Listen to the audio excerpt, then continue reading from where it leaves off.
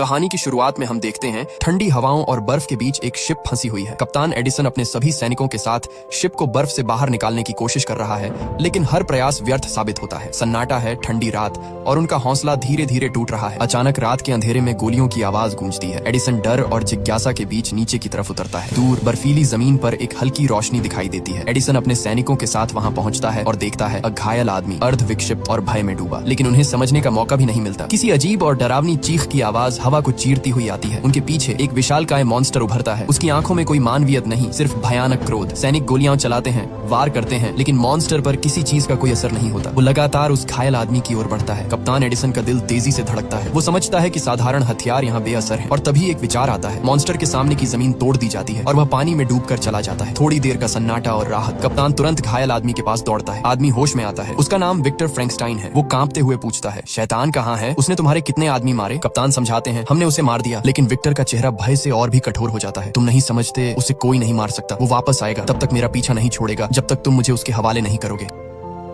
कप्तान एडिसन अब हैरान और थोड़े डर के साथ पूछते हैं, तुम कौन हो और ये मॉन्स्टर तुम्हारे पीछे क्यों है? विक्टर की आंखों में डर और पीड़ा दोनों झलकते हैं। वो धीरे धीरे अपनी भयानक कहानी बताना शुरू करता है, और यहीं से शुरू होती है विक्टर फ्रैंकस्टाइन की रहस्य और डर से भरी कहानी। विक्टर के पिता लियो एक बहुत मशहूर और कामयाब सर्जन थे। उन्होंने पैसे और प्रतिष्ठा के लिए विक्टर की माँ क्लियर से शादी की थी, लेकिन प्यार की कोई बात वहाँ नहीं थी। लियो चाहता था कि उसका बेटा भी उसकी तरह बड़ा सर्जन बने, इसलिए वो विक्टर पर हमेशा सख्ती करता और उसे पढ़ाई में दबाव डालता। विक्टर अपने पिता को कभी पसंद नहीं करता था, लेकिन अपनी माँ से उसे गहरा प्यार था। तभी एक दिन जब उसकी माँ अपने छोटे भाई विलियम को जन्म दे रही थी, विक्टर की माँ की मौत हो गई। ये सदमा विक्टर के दिल दिमाग में हमेशा के लिए बैठ गया। उसे समझ नहीं आता था कि इतने बड़े सर्जन होने के बावजूद उसके पिता अपनी पत्नी को क्यों नहीं बचा पाए। वक्त के साथ लियो ने अपने बेटे विलियम से प्यार जताया, लेकिन विक्टर से नफरत की। ये असमान प्यार विक्टर के अंदर एक गहरा घाव छोड़ गया। एक दिन उसने सीधे अपने पिता से पूछा कि माँ की मौत क्यों हुई? लियो ने सिर्फ कहा, हर इंसान को एक दिन मौत आती है, कोई अमर नहीं है। ये सुनकर विक्टर के अंदर गुस्सा और ठानने की आग जल उठी। उसने तय किया कि वो मौत को हराएगा और अपने पिता से भी बेहतर सर्जन बनेगा। उसका जीवन अब सिर्फ एक मकसद के लिए था, मौत को मात देना। धीरे धीरे समय बीतता गया, लेकिन मुसीबतें उनकी फैमिली पर टूटने लगी। उनके खेतों में आग लगी, पैसों की किल्लत हुई, और लियो इस सदमे को सहन नहीं कर सका। वो दुनिया छोड़ गया। अब विक्टर और विलियम अकेले थे। विलियम अपने रिश्तेदारों के पास लंदन चला गया, लेकिन विक्टर अपने जुनून और मकसद के साथ वहीं रुका। विक्टर मेडिकल कॉलेज में गया और सालों की मेहनत के बाद उसने एक ऐसी खोज की जिससे किसी भी मृत शरीर को जीवित किया जा सकता था। कई साल बीत चुके थे और अब विक्टर बड़ा हो चुका था। उसने मेडिकल कॉलेज में दिखाया कि कैसे उसने एक मृत दुकानदार के शरीर पर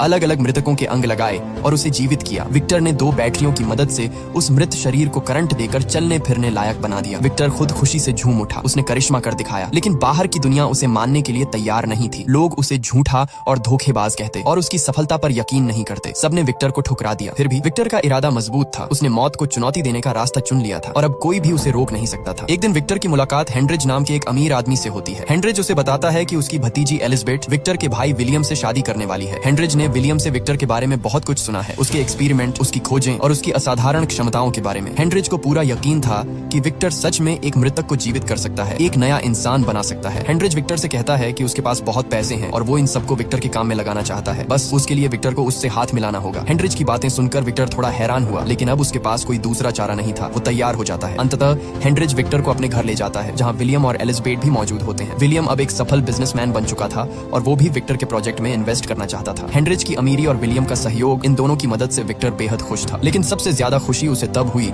जब उसने एलिजबेथ से मुलाकात की। एलिजबेथ एक नेक और समझदार लड़की थी। धीरे धीरे विक्टर को उससे प्यार होने लगा और एलिजबेथ भी महसूस कर चुकी थी कि विक्टर के दिल में उसके लिए खास जगह है। समय के साथ हेनरिज और विलियम ने विक्टर के लिए एक टावर तैयार किया, जिसमें सब कुछ था। बैटरी, सभी जरूरी सामान, पूरी लैब, जो कुछ भी विक्टर को चाहिए था उसकी पूरी व्यवस्था कर दी गई थी। यहाँ तक कि मृतक लाशों का इंतजाम भी हेनरिज ने किया। अब एक तरफ विलियम और हेनरिज विक्टर की लैब तैयार कर रहे थे, वहीं दूसरी तरफ विक्टर धीरे धीरे एलिजबेथ की तरफ खींचता जा रहा था। दोनों की नजरें मिलती थीं और दोनों जानते थे कि उनके बीच कुछ खास महसूस हो रहा है। शुरुआत में सब कुछ ठीक चल रहा था, लेकिन जैसे जैसे वक्त बीतता गया, विक्टर का एक्सपेरिमेंट अभी भी कामयाब नहीं हुआ था। उसे समझ नहीं आ रहा था कि अब क्या करे। तभी हेनरिज ने उसे एक योजना बताई। वो कहता है, हम जिस जगह पर हैं, यहाँ से कई किलोमीटर दूर युद्ध चल रहा है। युद्ध में मरे हुए सैनिकों के शरीर पानी में बहकर हमारी तरफ आ जाएंगे। हम उनका इस्तेमाल कर सकते हैं। विक्टर को अब कोई दूसरा विकल्प नजर नहीं आया। वो इस योजना को मान लेता है। धीरे धीरे समय बीतता गया। विक्टर अलग अलग सैनिकों के शरीरों को जोड़कर एक परफेक्ट शरीर तैयार करता है। उनका नाम रखा जाता है एडम। लेकिन एडम में जान डालना अभी बाकी था। इसके लिए उन्हें इंतजार थी एक तूफानी रात का। विक्टर का प्लान स्पष्ट था। आसमान की बिजली को एडम के शरीर में खींचा जाएगा। बिजली शरीर की बैटरी को चार्ज करेगी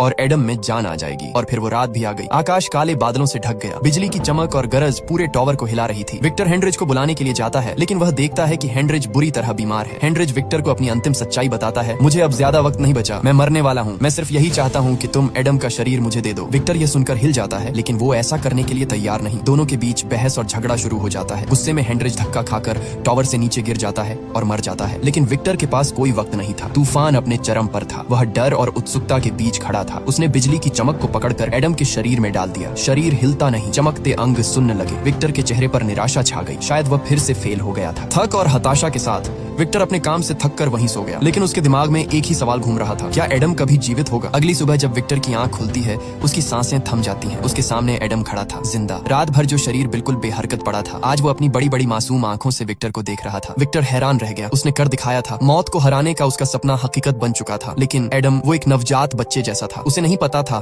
कि वो कौन है, कहाँ है, क्या है। विक्टर धीरे धीरे उसे हर चीज समझाने लगता है। ये धूप है, ये पानी है, ये तुम हो और ये मैं हूँ। मेरा नाम विक्टर है, मैंने तुम्हें बनाया है। एडम बस एक ही शब्द बोलता, विक्टर विक्टर विक्टर। समय बीतता गया, लेकिन एडम के व्यवहार में कोई बदलाव नहीं आया। वो बात नहीं कर पाता था, कुछ सीख नहीं रहा था, कुछ समझ नहीं रहा था। बस उसी एक नाम को दोहराता रहता, विक्टर। विक्टर का धैर्य टूटने लगा। उसे लगने लगा कि एडम बेवकूफ है, कि उसका एक्सपेरिमेंट असफल हो गया है। निराशा उसे अंदर ही अंदर खा रही थी। तभी अचानक हेनरिच को ढूंढते हुए विलियम और एलिजाबेथ टावर पर पहुंचे। अपने भाई को इतने समय बाद देखकर विक्टर खुश तो हुआ, लेकिन उसके चेहरे पर बेचैनी साफ झलक रही थी। विक्टर और विलियम बात कर ही रहे थे कि एलिजाबेथ को बेसमेंट से कोई अजीब आवाज सुनाई दी। जिज्ञासा और डर के बीच वह नीचे उतरती है और पहली बार एडम को देखती है। एडम, जिसे विक्टर ने रस्सियों से बांध कर रखा था। एलिजाबेथ की सांस अटक जाती है।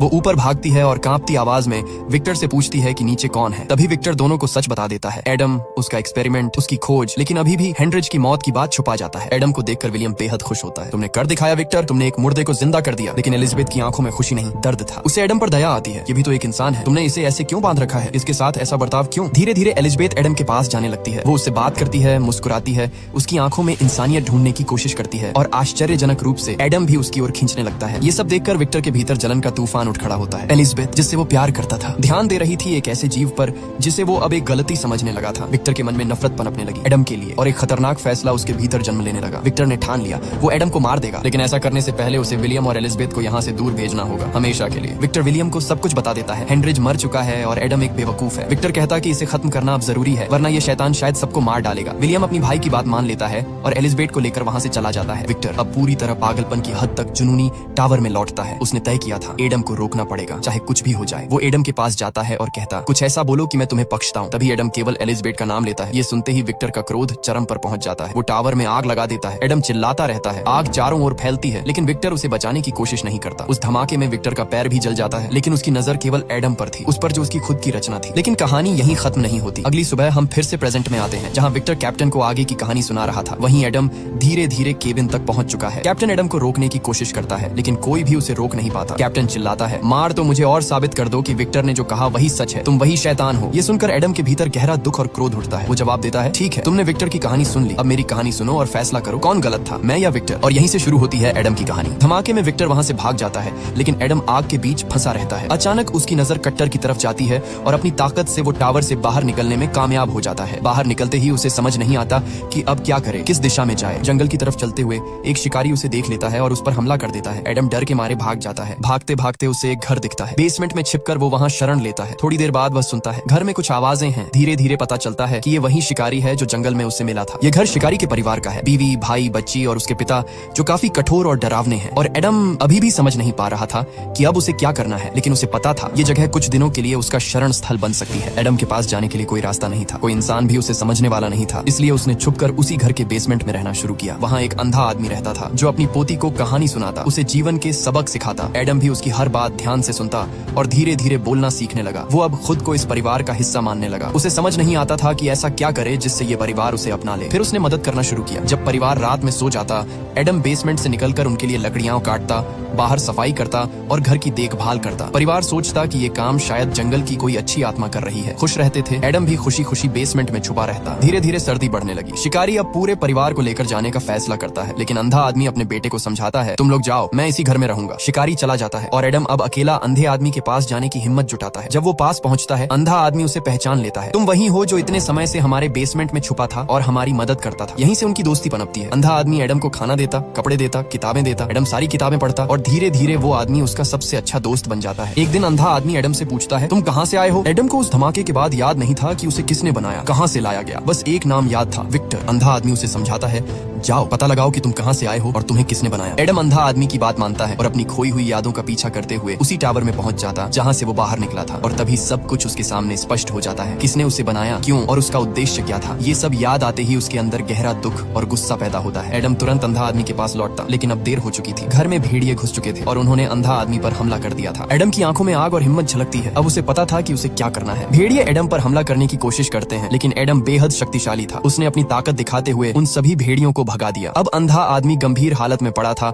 और मरने वाला था। इसी बीच उसका परिवार वहां पहुंच जाता है। उन्हें देखकर ऐसा लगता है कि शायद एडम ने अंधा आदमी को मार दिया। वे लोग एडम पर टूट पड़ते हैं। एडम ने कभी किसी को नुकसान पहुंचाना नहीं चाहा, इसलिए चुपचाप वह वहां से निकल जाता है। एडम के मन में एक गहरी खालीपन की अनुभूति होती है। सबके पास परिवार है, लेकिन वह अकेला है। मैं क्या करूं? मैं मर भी नहीं सकता। क्या मैं हमेशा इसी तन्हाई में रहूंगा? एडम सोचता है। फिर वह निर्णय लेता है, विक्टर के पास जाएगा और उससे कहेगा कि उसके लिए एक पत्नी बनाए, कोई ऐसा जो उसके साथ रहे, जो उसे अकेला न छोड़े। एडम आखिरकार विक्टर के घर पहुंच जाता है। आज विलियम और एलिजाबेथ की शादी है। एलिजाबेथ आज भी एडम को याद करती है, लेकिन अब उसका दिल विक्टर के प्रति नफरत से भरा है। विक्टर को इन बातों की कोई परवाह नहीं। वो अपने कमरे में तैयार हो रहा था। फिर एडम उसके सामने आता है। विक्टर हैरान रह जाता है। एडम विनती करता है, कृपया मेरे लिए मेरी पत्नी बना दो, मुझे और अकेला नहीं रहना। लेकिन विक्टर क्रोध और तर्क से जवाब देता है। उसका गुस्सा इस बात पर था कि एलिजाबेथ किसी ऐसे जीव से प्यार कैसे कर सकती है। ये एक हैवान है, इसे मदद नहीं करनी चाहिए। एडम को यह सुनकर गुस्सा आता है। वह विक्टर पर हमला करता है। तोड़फोड़ की आवाज घर में गूंजने लगती है। एलिजाबेथ भी कमरे में पहुंच जाती है और वह देखकर बहुत खुश होती है कि एडम वापस आ चुका है। लेकिन उसी समय विक्टर हमला करता है। एलिजाबेथ एडम को बचाने की कोशिश में मर जाती है। एडम का गुस्सा चरम पर पहुंच जाता है। वह सभी पर हमला करता है। इस हमले में विलियम भी घायल हो जाता है। एडम एलिजाबेथ को लेकर वहां से भाग जाता है। विक्टर देखता है कि उसका भाई मर चुका है और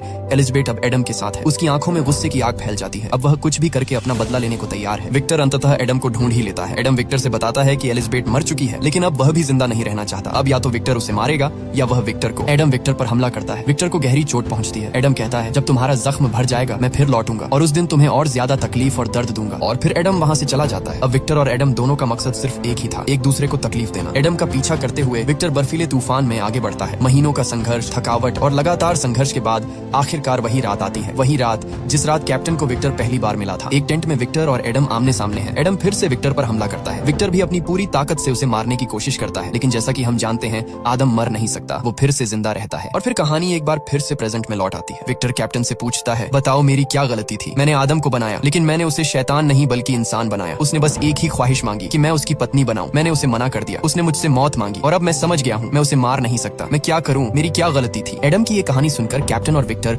दोनों को गहरा अफसोस होता है। विक्टर को अपनी गलती का एहसास होता है। वो एडम से माफी मांगता है और कहता, अगर तुम्हें मौत नहीं मिल सकती तो फिर जिंदा रहो, लोगों की मदद करो, अपनी जिंदगी जियो और मुझे माफ कर दो। एडम समझ जाता है कि अब विक्टर बचेगा नहीं, लेकिन मरने से पहले वो विक्टर को माफ कर देता है और फिर विक्टर इस दुनिया को छोड़ देता है। कैप्टन समझ जाता है कि एडम असल में कितना नेक इंसान है। वो उसे पूरी इज्जत के साथ शिप से बाहर भेजता है, लेकिन जाने से पहले एडम शिप को बर्फ से बाहर निकाल देता है।